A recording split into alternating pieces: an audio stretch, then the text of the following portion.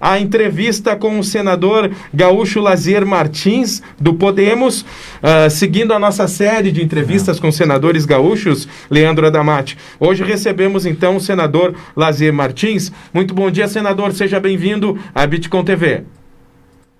Muito bem, muito bom dia, Kleberson. Muito bom dia ao Leandro. Bom dia. Aos nossos espectadores da Bitcom TV. Com muito prazer, estou às ordens. Senador, estamos com essa questão da pandemia e muitas coisas no nosso país, obviamente no mundo, foram abaladas. Qual que é a sua análise política dessa situação da pandemia e como está sendo conduzida pela classe política do nosso país no olhar do senhor?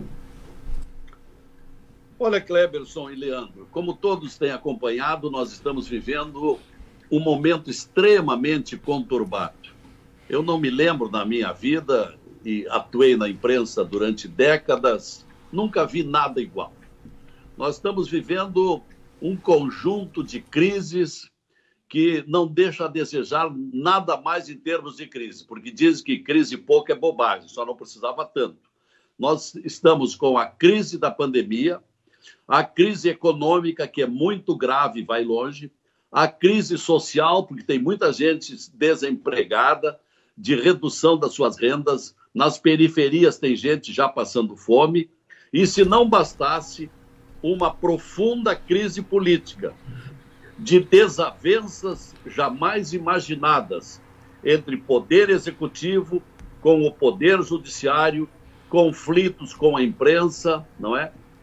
Conflitos com vários órgãos da imprensa muito poderosos, o que lhe dá um grande prejuízo ao poder executivo, não é?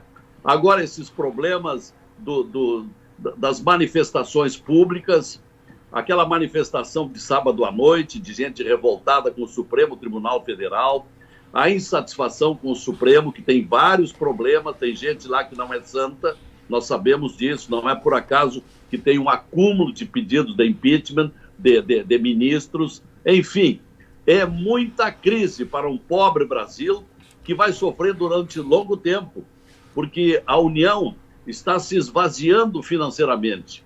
A União, que já terminou o ano passado com um déficit orçamentário de 120 bilhões de reais.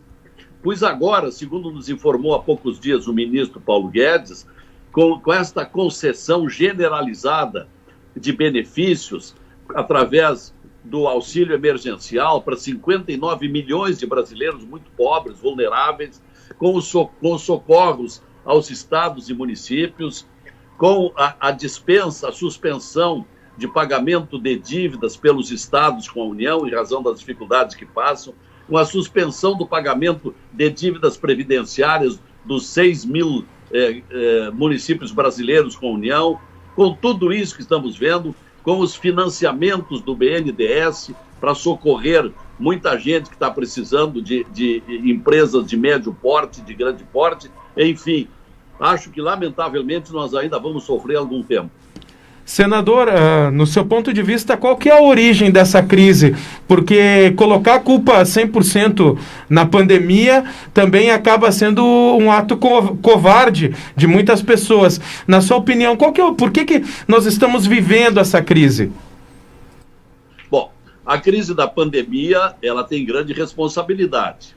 Ela, vamos dizer assim, ela é o epicentro, porque foi a partir dela que se agravaram outras crises, entre elas a econômica, com dispêndios que chegam hoje, como eu falei, a 600 bilhões de reais de recursos já liberados pelo governo, pelo Tesouro, pelo Banco do Brasil, pela Caixa Econômica e pelo BNDES. Então, crise econômica agravada pela pandemia. Crise social, consequência lógica. E a crise política, que começou, que se agravou, quando o presidente da República inventou de dizer que nós estávamos diante de uma gripezinha insignificante. E com isto começou a mexer no setor do Ministério da Saúde com a demissão do Mandetta, o ministro Mandetta, que, aliás, acertou tudo que ele disse lá no meados do mês de março, quando ele disse que no Brasil nós teríamos, de cada 100 pessoas infeccionadas pelo vírus, mais ou menos 80 pessoas de cada 100. 80% sofreriam, teriam os sintomas complicados, mas estariam livres de hospitalização e mesmo de morrer. Disse ele, e os 20 restantes, mais ou menos 10 a 15%, seriam hospitalizados e grande parte deles entubados, que é um processo extremamente doloroso, e que 5% morreriam, pois Cleberson e Leandro, não é que ele acertou em cheio, basta você fazer a conta. Hoje nós temos 900 mil brasileiros infectados. Nós temos 49 mil óbitos, não é? E aí, se você fizer as contas, você vai ver que está mais ou menos combinado com aqueles índices previstos pelo Mandetta. Então, ali foi um ponto da crise. Outro ponto da crise, que agravou a parte política, foi a necessidade pessoal do presidente da República de intervir na Polícia Federal, porque ele tinha familiares envolvidos no Rio de Janeiro, todo mundo sabe. Aí ele precisou, ou impôs, a substituição do diretor-geral da Polícia Federal e o superintendente da Polícia Federal do Rio de Janeiro. Com isso, ele criou a crise com o Sérgio Moro, que se retirou. E por aí foram se desenvolvendo e se multiplicando as crises. Eu acho que é uma pena, houve inabilidade do presidente da República, porque em vez de fazer acordos, de contemporizar, de mostrar uma verdadeira liderança serena, ele mostrou o contrário, tem sido um homem de conflitos. E isso que eu votei nele, hein? Senador Leandro, bom dia, prazer conversar com o senhor. E ainda em cima desta área que o senhor faz uma análise do comportamento político do Poder Executivo do Brasil, eu lhe pergunto, se está falhando o governo de Jair Bolsonaro, onde está falhando? Falta uma política de Estado diante da pandemia da Covid-19? Olha, Leandro, nós temos visto que o presidente da República não estava preparado para presidir o Brasil. Ele foi bem intencionado, ele viveu a política como deputado federal durante décadas, mas para liderar o país ele não estava preparado. Ele ganhou a eleição em cima de duas propostas. Uma, acabar com a proposta do PT, responsável por tantos e conhecidos desvios financeiros do Brasil. Isso criou uma animosidade muito grande do eleitorado brasileiro contra o PT. Então, se criou aquela circunstância. Olha, pode não ser o candidato ideal, mas pelo menos esse vai acabar com a ditadura corrupta do PT. Esse fator foi muito importante. Segundo lugar, ele prometeu duas coisas muito importantes: combate à corrupção e o não aparelhamento dos ministérios das estatais com políticos, mas sim com técnicos. E até começou muito bem. Ele indicou vários ministros de muita qualidade para os ministérios. Paulo Guedes para a economia, Mandetta para a saúde, Sérgio Moro para a justiça, Tereza Cristina para a agricultura, Tarcísio de Freitas para a infraestrutura, Marcos Pontes para ciência e tecnologia. Veja aí, é um sexteto de primeiríssima qualidade. Mas depois ele se encarregou de ir desmanchando isso, né? Ou enfraquecendo esses poderes. E agora, pressionado pela ameaça de impeachment, o que ele fez? Está se abraçando no Centrão, né? que é um conhecido e famigerado grupo fisiologista, integrado por 210 deputados federais. Um grupo que vai impedir qualquer ameaça de impeachment a ele, porque não darão os 308 votos necessários para uma hipótese de impeachment. Até porque nem mesmo o presidente da Câmara me parece muito disposto a autorizar a sessão da Câmara para a realização, para autorizar o impeachment. Então, veja bem, a inabilidade do presidente da República, lamentavelmente, Senador, dentro desse cenário que o senhor descreve, e o descreve com muita qualidade, com muita pontualidade, é uma crise política, é um despreparo do nosso Executivo Nacional brasileiro com relação à própria pandemia. Uma crise institucional que envolve o Poder Executivo, o Poder Judiciário, o Congresso também acaba rebarbando alguma questão nesse sentido também. E dentro de todo esse cenário, o Brasil está preparado para ter eleições nesse ano ou o ideal seria protelar todo o calendário eleitoral? Bom, aí são duas questões que você formula. As eleições têm que sair, estão previstas na Constituição. Por outro lado, tem muita gente satisfeita com alguns prefeitos, mas tem muita gente insatisfeita, estão ansiosos por se livrarem deles. O que acontece é que a eleição, em vez de ser realizada no 4 de outubro, vai se protelar por algumas semanas. Ontem à noite ainda eu assisti o programa Roda Viva, da TV Cultura de São Paulo, e o presidente do Superior Eleitoral, ministro Luiz Roberto Barroso, anunciou que haverá adiamento por algumas semanas e que as eleições se realizarão entre 15 de novembro e 20 de dezembro. Considerando que para o 20 de dezembro seria o segundo turno, quer dizer, então, efetivamente, as eleições iniciais seriam entre 15 de novembro e 5 de dezembro, prevenindo já o segundo turno para 20 de dezembro. Ao que tudo indica, a eleição vai ser no dia 15 de novembro, ao que tudo indica. Isto é, dá um período para nos recuperarmos um pouco dessa pandemia. Então, é necessário, não há clima para adiamento, para unificação das eleições em 2022. Isso não passaria pelo Congresso Nacional. Bom, agora, com relação a essa crise que você fala, são vários fatores do Executivo. Um deles é se abraçar nessa tese não comprovada cientificamente da cloroquina, que é uma droga que não está atestada em parte nenhuma do mundo como eficaz.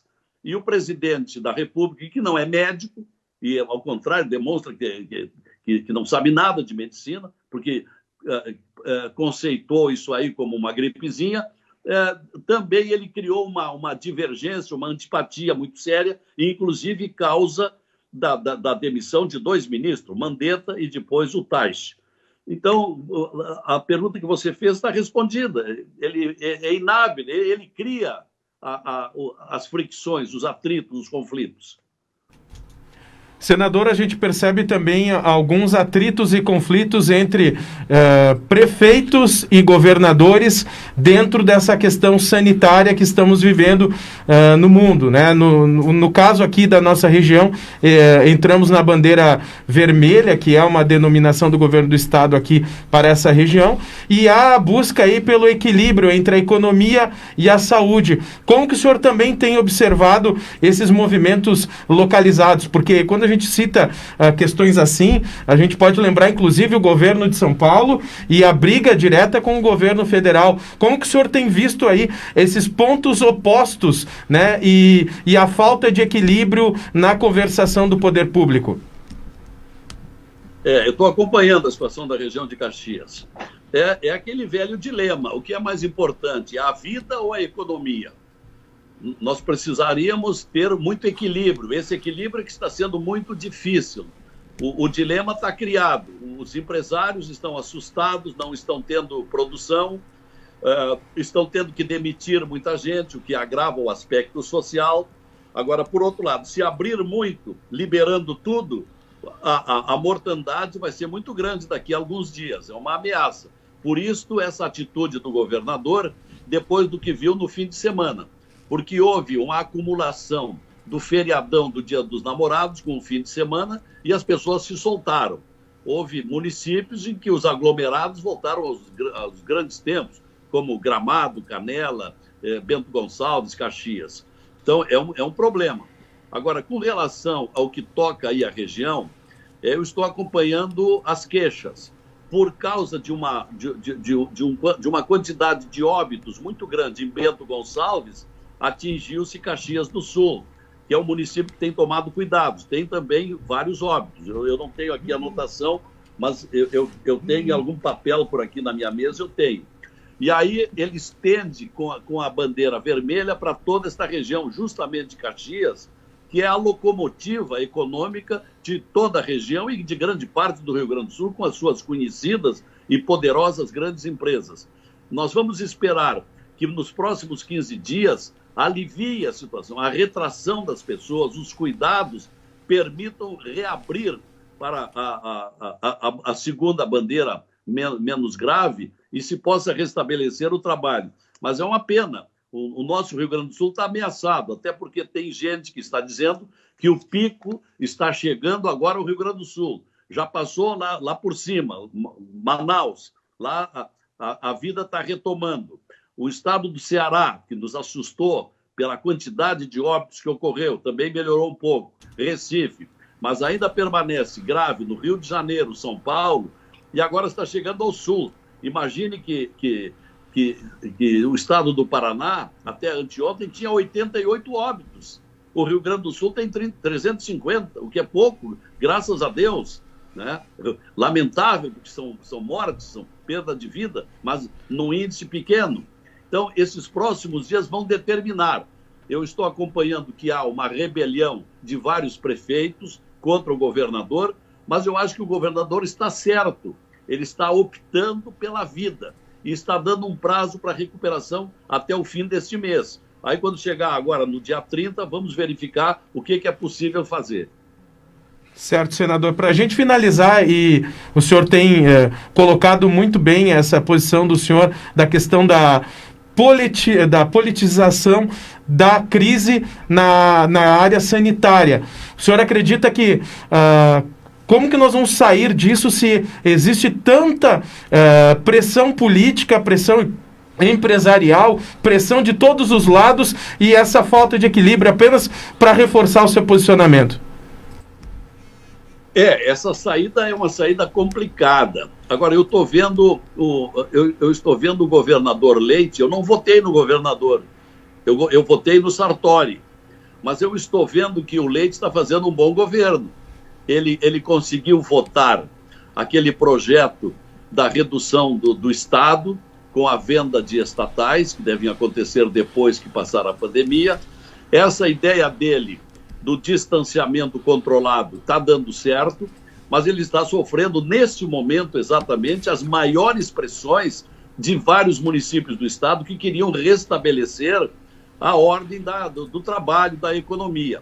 Ele não está cedendo, ele está inflexível e pediu um prazo de mais 15 dias. Eu acho que nós vamos ter que cumprir. Depois disse que nós vamos ver, e tomara que não se confirme aquele prenúncio de que a gravidade da economia, a gravidade da pandemia estaria agora aqui, o pico estaria chegando ao Rio Grande do Sul, porque aí a coisa vai ficar muito pior. O nosso estado já é um estado extremamente deficitário, um dos estados mais críticos do país, maior dívida, falta de pagamento do funcionalismo, só faltava esse agravamento. Tomara que não aconteça, mas nós temos que observar os próximos dias. Certo. Senador Lazier Martins, obrigado pela entrevista aqui na Bitcom TV. Um excelente dia e bom trabalho ao senhor.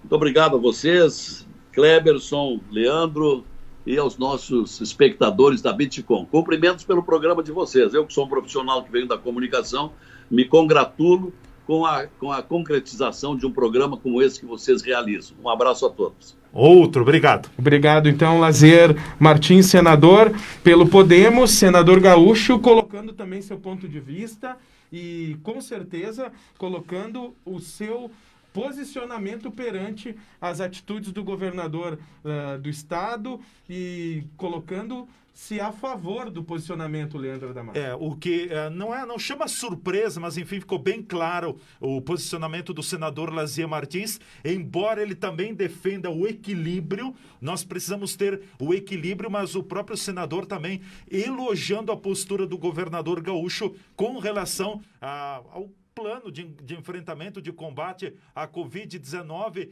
que o governador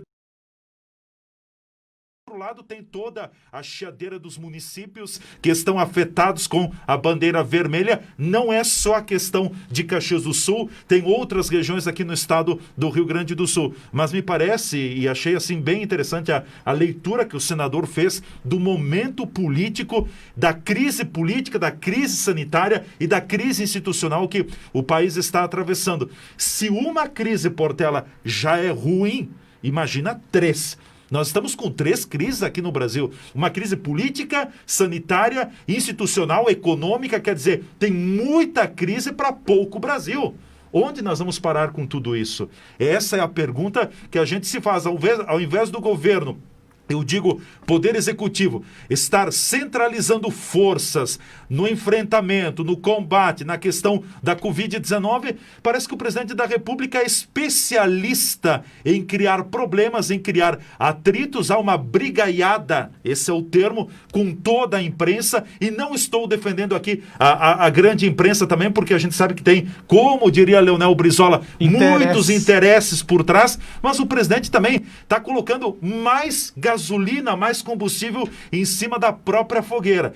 A gente liga alguns canais de televisão, é só Bolsonaro, é crítica daqui, é crítica de lá. Eu tenho dito que o Bolsonaro não pode nem respirar, que o pessoal já está criticando o presidente. Acho que não deve ser tanto, me parece que a dose está exagerada. Mas o que está acontecendo? E essa questão do próprio STF, eu também discordo do STF. O próprio senador disse, lá dentro tem gente que não é santa. Mas é um poder constituído dentro da democracia e o presidente está afrontando. Eu volto a dizer, eu temo pelo resultado final de tudo isso. Com certeza não vai ser bom para o Brasil. Não vai ser bom para o Brasil. A quem interessa essa briga do presidente com o STF? O que vai acontecer? E já se falou em Forças Armadas, na questão do AI-5... Poxa, nós estamos com tanta dificuldade, já passa de 45, acho, mil falecidos pela Covid-19, e nós estamos trabalhando isso. Não dá, né, Portela? São muitos extremos e muitas opiniões que não agregam para um resultado que seja benéfico a todos, né? Aquela questão... Pensar primeiro na coletividade e não só no indivíduo, não só no interesse particular, mas no interesse do todo. Isso está muito longe, nós estamos anos-luz longe disso. Nesse momento que o Brasil vive, que todos nós estamos vivendo, nós estamos muito longe do equilíbrio. E isso é lamentável.